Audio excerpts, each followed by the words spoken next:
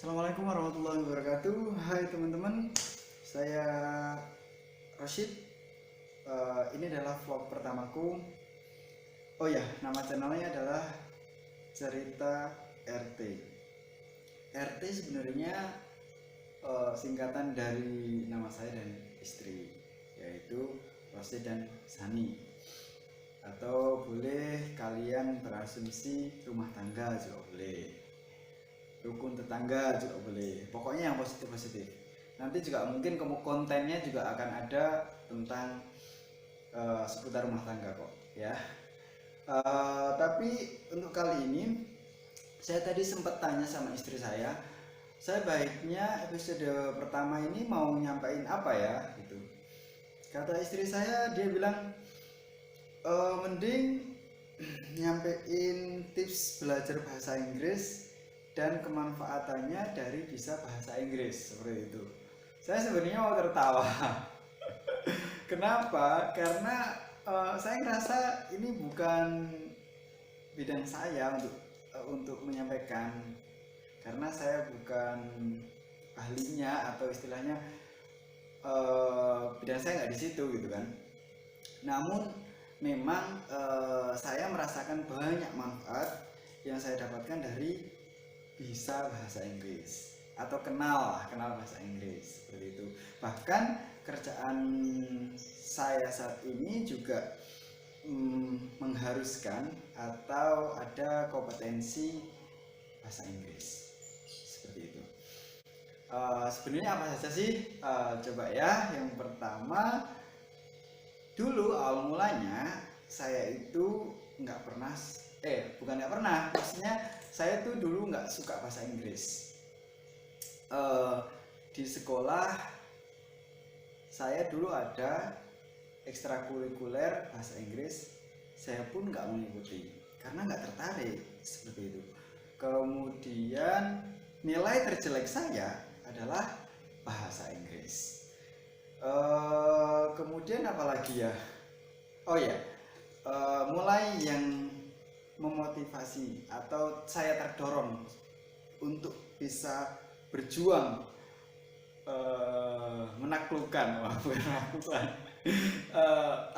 berjuang untuk bisa belajar bahasa Inggris, mengenal bahasa Inggris itu pertama ketika saya mau kuliah S1 ya, itu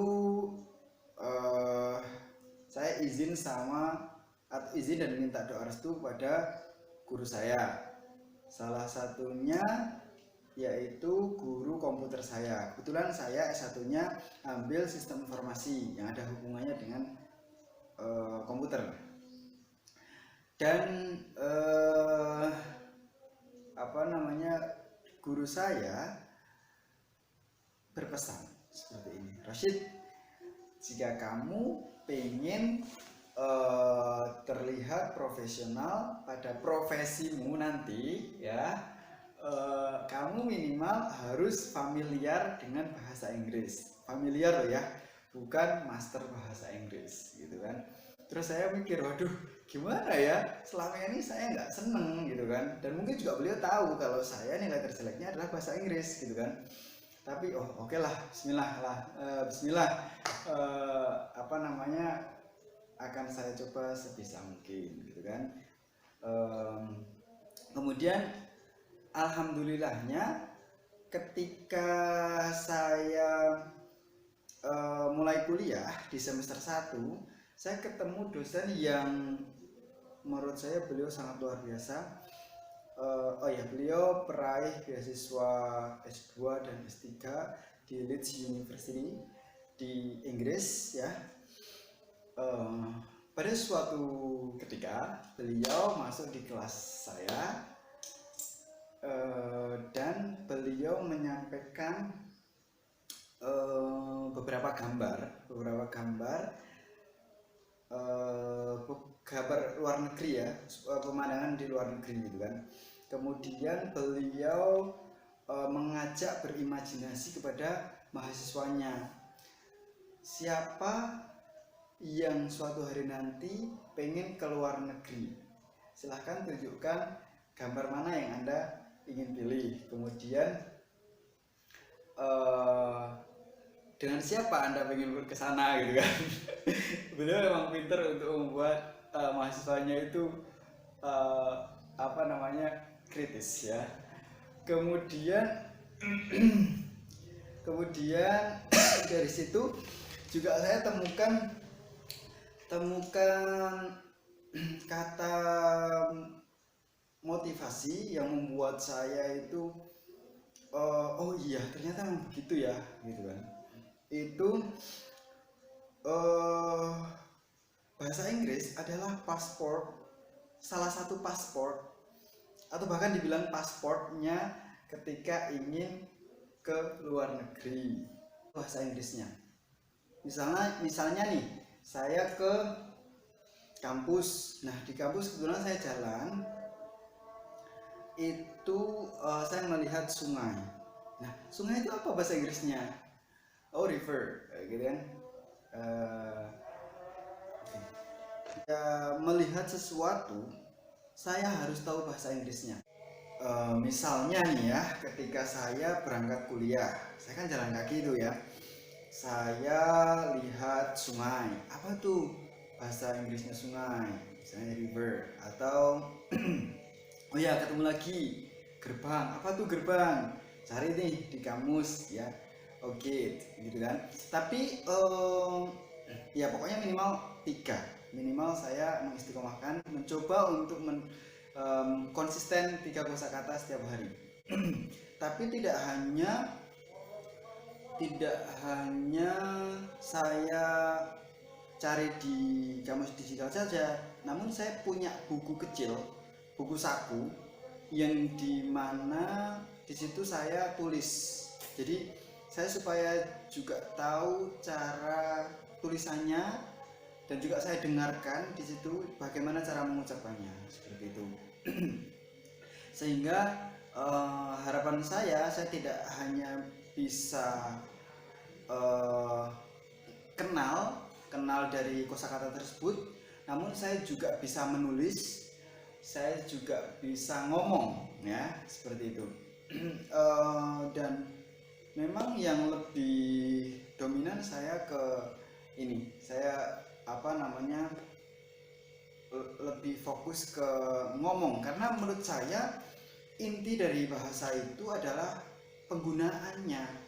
Penggunaan paling banyak yaitu ada di percakapan menurut saya ya. Meskipun tidak dimungkiri ketika kita ingin menggunakan dalam konteks pendidikan, berarti uh, academic English for academic purpose itu harus bisa mutlak menulis itu. Namun menurut saya ketika bisa menulis, bisa grammar, namun nggak bisa ngomong, itu kurang menurut saya ya. Jadi saya waktu itu lebih fokus ke percakapan. Kemudian sudah tadi saya koleksi 3 dan saya juga tulis ketika saya punya kesempatan gitu ya. Nah, biasanya saya nulisnya malam harinya saya tulis 3 kosakata itu dengan saya paksa untuk membuat kalimat sederhana dari dari kosakata yang saya telah dapatkan itu. Seperti itu. Misalnya nih tadi kid, river, kemudian tower, dan lain sebagainya gitu ya. Ini saya coba untuk membuat kalimat sederhana. Nah, malamnya saya buat, paginya, nah nih paginya itu saya tinggalnya di asrama mahasiswa gitu. Kan awal-awal saya malu nih ya, saya praktikkan itu saya di kamar mandi untuk mengucapkan supaya nggak kedengeran orang gitu, supaya nggak kedengeran orang mengucapkan kosakata yang telah saya kumpulkan itu. Kemudian lambat hari demi hari saya apa namanya, mencoba untuk ngomong di depan kaca. Itu maksudnya saya pantas gak sih saya ngomong kayak gitu tuh? Gitu kan. Terus oh ternyata kayaknya enak juga. Enggak, apa namanya, ya saya itu untuk mencoba istilahnya uh, to build the confidence ya. Untuk percaya dirinya supaya terbangun seperti itu. Em, Setelah itu saya step selanjutnya yaitu saya memberanikan diri untuk ngomong kepada mahasiswa bahasa Inggris. Dan yang cara mengejutkan, mereka itu tuh bukannya appreciate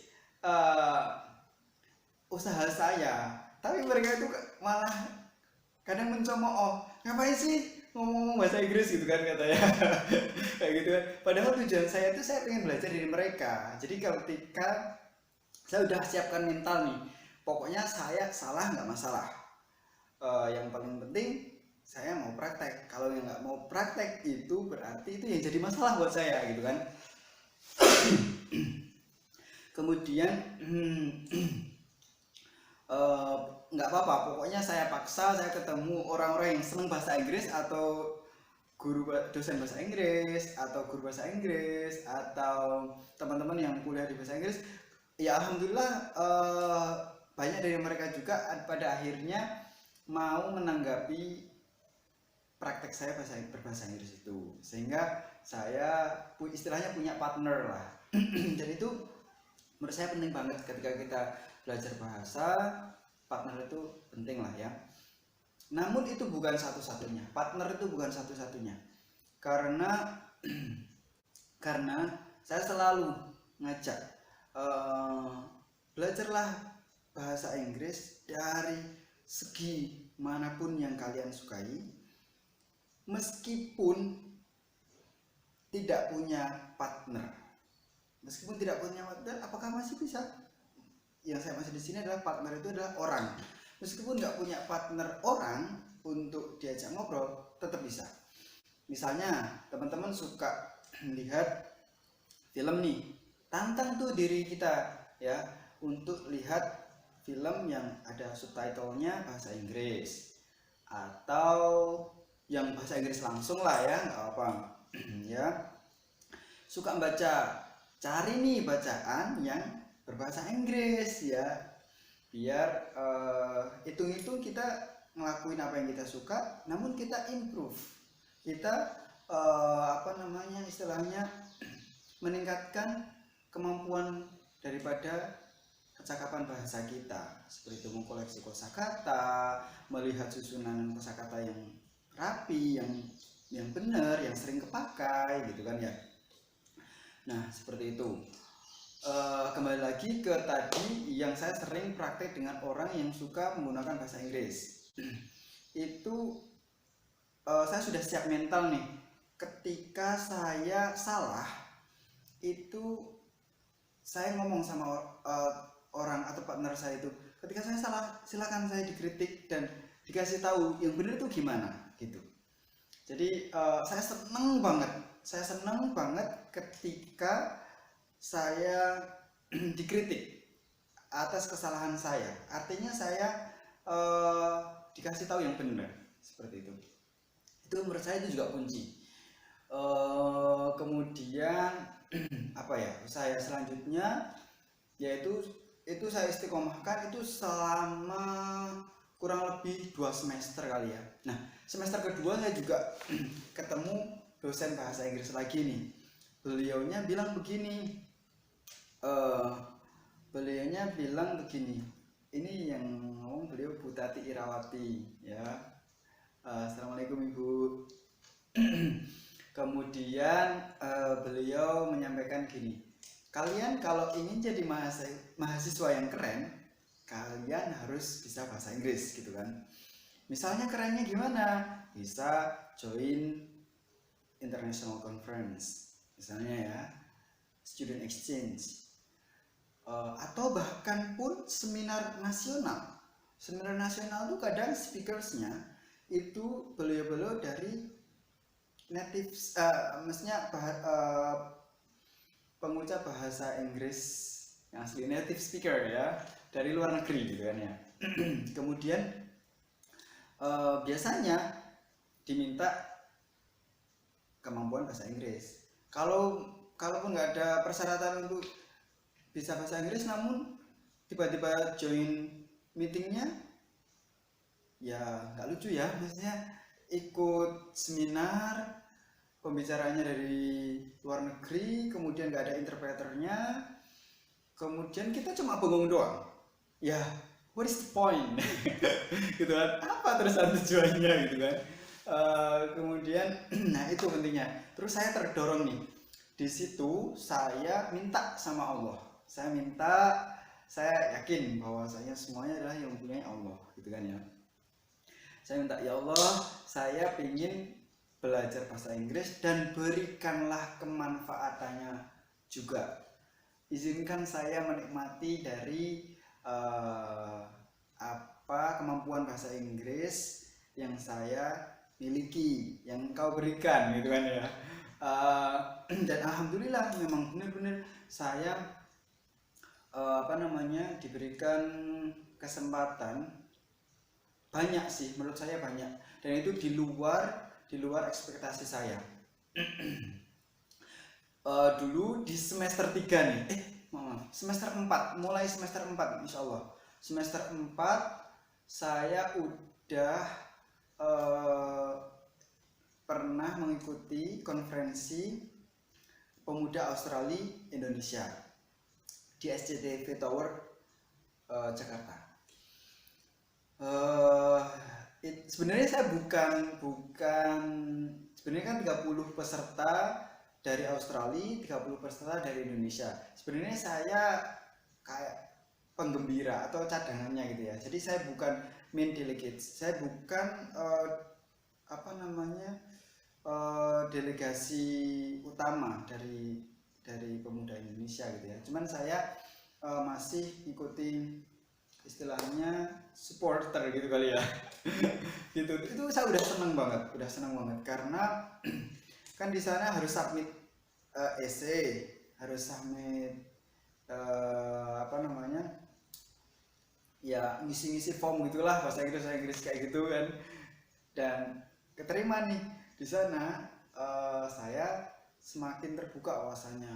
Wih, ternyata nih ya, tidak, jadi background para pemuda-pemuda itu, mereka nggak semuanya atau tidak selalu, bahkan kebanyakan bukan dari jurusan bahasa Inggris. Ada yang memang sih, ada kebanyakan yang international relationship ya, kayak hubungan internasional, jurusan hubungan internasional itu mereka tuh pada aktif itu sudah. Kemudian ada jurusan kedokteran, jurusan arsitek, jurusan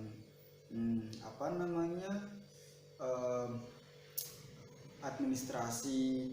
Banyak mereka, tidak hanya dari jurusan bahasa Inggris saja. Itu mereka tuh udah keren-keren buat saya. Wih, ternyata penting sekali bahasa Inggris ini untuk menjadi penjembatan daripada kemampuan kita untuk mengungkapkan kepada dunia internasional, kepada halayak umum yang bisa didengar oleh antar bangsa lah, seperti itu. Jadi di situ saya semakin termotivasi lagi.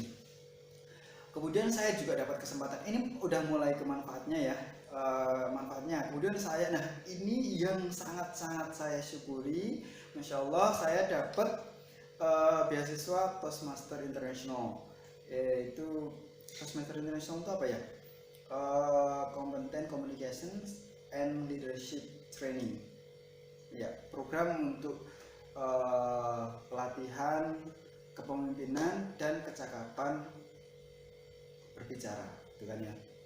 Itu seperti itu. Jadi klubnya itu dulu saya alhamdulillah dapat di kampus, dan waktu itu saya satu-satunya mahasiswa yang dapat. Jadi lainnya itu adalah para staf, dosen, seperti itu. Jadi kayak Masya Allah, ini benar-benar media yang membuat saya membuat saya kenal banyak orang yang luar biasa hebat-hebat. Praktek langsung pada bule, pada foreigners gitu ya. Kemudian join event internasional gitu kan. Kayak speech contest, kayak iya ya seperti itu ya. Nah di situ saya benar-benar improve out, itu benar-benar saya increase banget ya, karena partnersnya itu udah yang menurut saya orang yang tepat lah ya. Maksudku beliau-beliau itu pada sedang belajar, cuman level beliau-beliau itu belajarnya itu untuk mengasah cara ngomongnya rapi, tapi bahasa Inggrisnya udah pada dapet itu sudah. Tapi kalau saya wah itu waktu itu saya itu sempet di samping itu kenikmatan yang luar biasa buat saya, namun juga bagian dari tantangan yang luar biasa juga ketika saya mendapatkan jadwal untuk deliver a speech gitu kan ya. Itu saya nyiapkannya itu sudah 1 minggu sebelumnya gitu. Itu aja masih gak ada apa-apanya lah ya, gak ada apa-apanya itu hasilnya itu. Jadi tapi nggak apa, buat saya itu environment-nya itu sudah benar-benar yang saya inginkan. Lagi nih saya dapat konferensi internasional juga dengan sekitar 16 atau 18 negara gitu ya. Itu waktu itu Interfaith Youth Camp. Nah itu juga saya ngambil peran itu kan konferensi perdamaian antar umat beragama gitu kan. Kemudian saya mewakili kampus saya menyampaikan Islam ala NU gitu, Islam yang rahmatan lil alamin ya, seperti itu ya. Jadi saya ngerasa ternyata nih kalau ide kita memang kalau mau didengar secara luas itu kita harus punya medianya untuk menyampaikan. Seperti konferensi itu sudah jelas-jelas tuh, konferensi itu nanti hasilnya akan pasti ada proceeding, ada istilahnya hasil dari konferensi itu akan dibukukan, paling nggak akan diberitakan gitu kan. Nah di situ kesempatan untuk menyampaikan ide-ide brilian kita yang menjadi agen perubahan mungkin ya. Agen perubahan itu menurut saya di situ. Jadi nggak harus dengan demo enggak lah ya, tapi yang melalui jalur konferensi itu menurut saya juga sangat-sangat efektif gitu. Kemudian konferensi lagi ke Malaysia, yaitu waktu itu ASEAN Leaderpreneur Conference. Jadi itu ngebahas tentang waktu itu isu-isunya MEA, masyarakat ekonomi ASEAN itu masih gencar-gencarnya itu. Nah saya mengikuti di sana di Kuala Lumpur, dan benar-benar saya terasahnya begini. Ternyata ya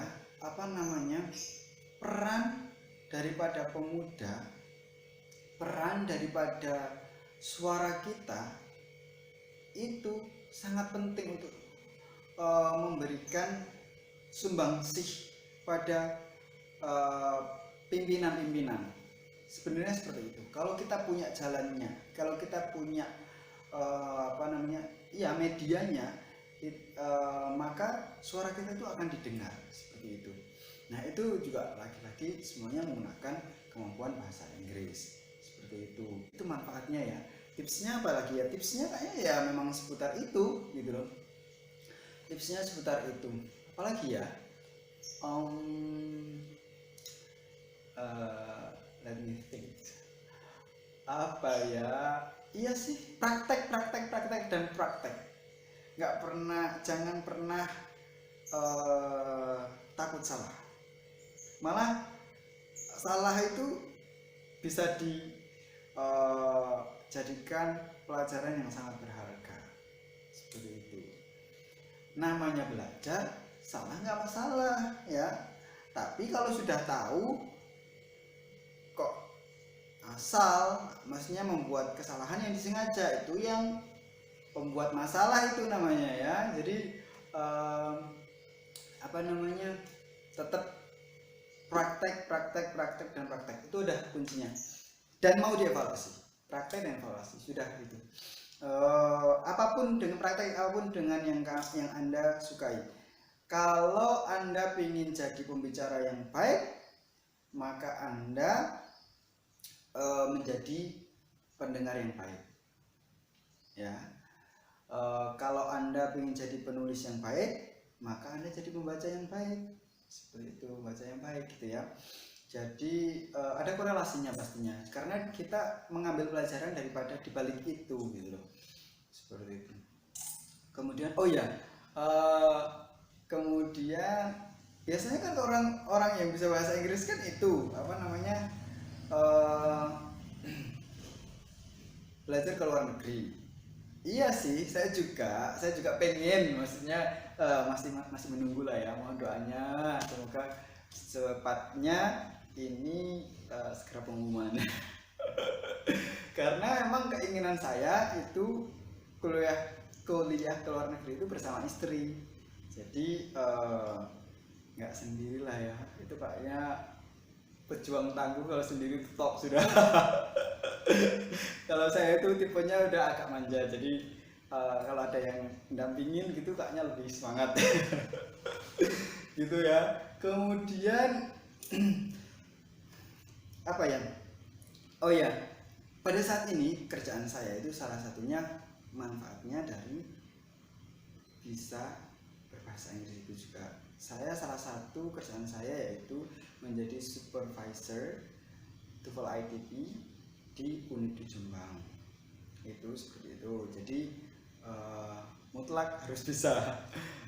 Jadi saya juga gak nyangka, masya Allah, ini juga kesempatan yang Allah berikan juga, yang Allah amanahkan untuk saya bisa menjadi supervisor daripada program tes TOEFL ITP di kampus saya. Seperti itu ya. Kalau ada pertanyaan lebih lanjut silahkan nanti bisa ditanyakan di komen gitu kan ya, nanti insya Allah akan saya jawab ya. Udah begitu saja, kurang lebihnya mohon maaf. Kalau ada baiknya bisa diambil, atau ambillah yang manfaat saja, yang nggak manfaat nggak usah lah ya. Dan tolong di subscribe ya, saya makin sering buat tips-tips ala saya. Oke, terima kasih. Salam manfaat, salam berjuang selalu. Do the best to get the best.